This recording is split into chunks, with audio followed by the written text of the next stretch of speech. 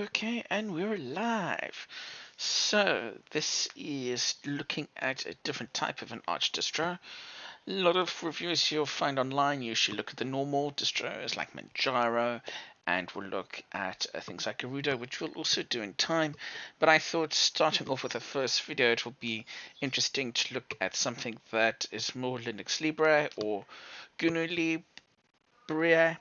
And of course, this is Parabola Linux. So what is Parabola? Well, it's essentially, if you can imagine it, Arch, but with only free software installed. So those of you on portable devices, at least laptops, if you try to run this distro, you might have a couple of issues just because it doesn't have the proprietary software associated with it. So what I've done in the meantime is I went ahead and downloaded some versions of the distro. But what is very interesting, of course, is you get it in two main options.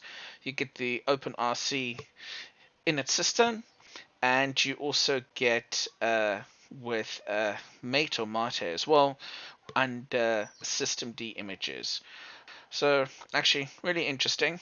I of course went ahead and decided to just get the OpenRC edition because it's something different. I personally really don't have any issue whether one uses OpenRC or systemd. I think they both have. So just virtual machine manager, and let's create a new virtual machine. Let's go to the ISOs, OpenRC, which comes with LXDE, and of course Arch based. So just select Arch, forward. I'll give this thing about 4 gigs of memory. Give it 2 CPUs. 20 gigs should be fine. And let's start this up. Cool. Automatically here. Quite an interesting setup as well. With speech, copy to RAM, I'm just going to choose the normal option here. What I find actually really interesting is that in one ISO, it has 64-bit and normal 32-bit version as well. So just choose 64-bit and see how it boots up. So while we wait for this to boot up, seems to be pretty quick. I've never actually tried this distro before, so actually looking quite forward to it to see how it goes. Okay, here we are at the start screen, English.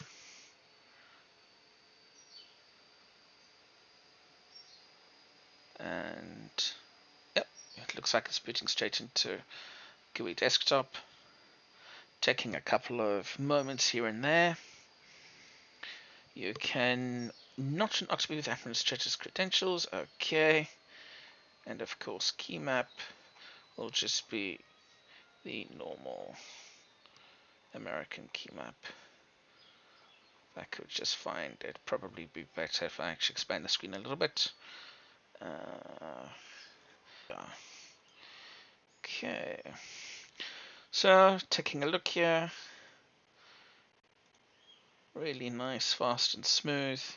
And as you can see, quite a couple of different software options as well.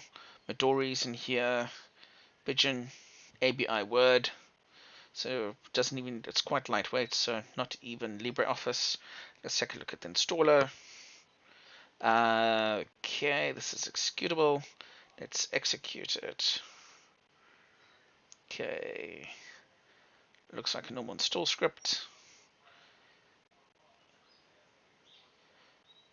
Okay, this is quite interesting. First updating its repos, which I imagine this will take a little bit of time as well. So it'll be pretty interesting to see. In the meantime, while that runs, let's improve the resolution. Of course, we could use render, but I'd rather just let's just use the GUI for this one, just to test out the tooling a little bit more. Where was I?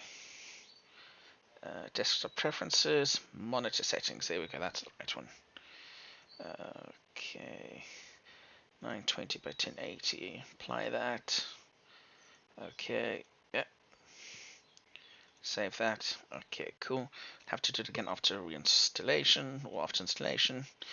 And what is going on here? Couldn't update one of the keys, but it is still continuing while connecting and busy updating its repos. Okay. I'll pause the video and come back to it. So while we're still waiting for the installer script to update its various keys and get the latest updates before it starts installing, I thought let's look at the memory usage.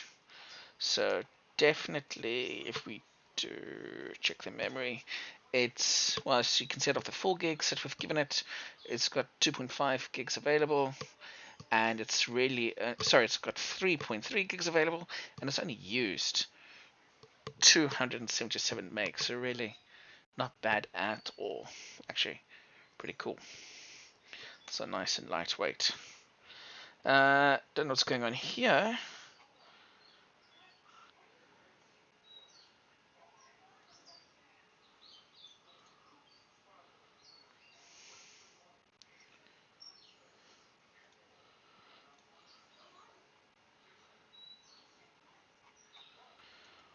Okay, so had to close those installer, it wasn't going anywhere, so I'm just reopening it again. Okay, it's again busy checking for packages and keys, pending the various keys. I did check to see that it's connected. It is connected. So yeah, it doesn't look like there's any other steps to do right now until it's finished processing everything. Seems to be a little stuck over here. So yeah, first impressions. Really lightweight. Some great apps installed. See, we have LeafPad as a simple text editor. In the meantime, can check out browser still Midori, so pretty decent. Very simple browser. Default goes to DuckDuckGo. I was just checking the connectivity by going to Brave. It's still going. Yeah, MPV Media Player, Octopi, Gparted, and of course ABI Word. Nice lightweight text editor. And if I'm not mistaken, I think I also saw numeric, so really easy, simple to use spreadsheet program. Yeah, going back to the install, not seeing us making any progress here, so I'll pause again and see what happens. The installer moved forward, got to a blue screen, and then it just bombed out. So it could very well be that I actually waited too long after I got to the screen before. So I'm just trying to reopen this again and hoping it gets to the installer a lot quicker. You can, of course, with Parabola, install this the traditional Arch way, step by step manually, but I thought for this video, hey, let's do it a little bit differently. What I will tell you is between the time it actually took to get to that installation screen, which is magically gone again, it took about 5 to 10 minutes. Because what it seems to do, it downloads all the updates and the packages, and it runs through all those checks again. So I'm just checking if there's anything else on the ISO, the distro, of course. Even if you check, still has Gparted, File Manager, PCMan, FM. Really pretty easy. normal keyboard integration. Yeah, nothing really too much else to say.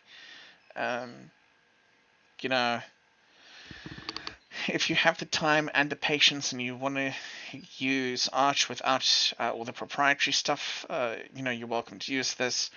Again, just to get this installed can be a little tricky, at least to this specific version. But hey, I mean, if you prefer installing Arch distros the Arch way, then yeah, you might really enjoy this. Although if you are more newer to Linux or don't have as much experience, I really wouldn't recommend this. Um, this is coming from a person that runs Arch. I use vanilla Arch personally. I installed it the Arch way step by step. So yeah, I'm actually gonna stop this video.